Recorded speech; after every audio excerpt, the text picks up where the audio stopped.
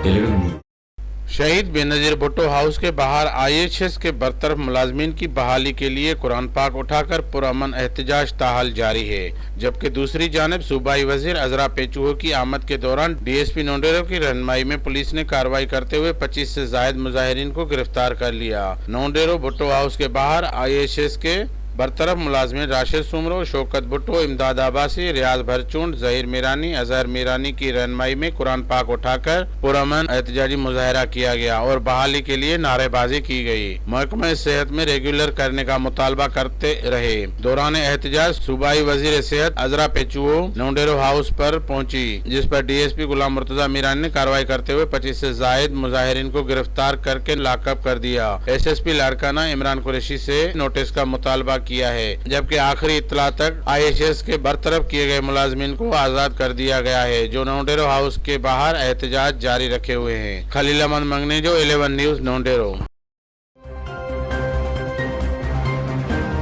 11 News।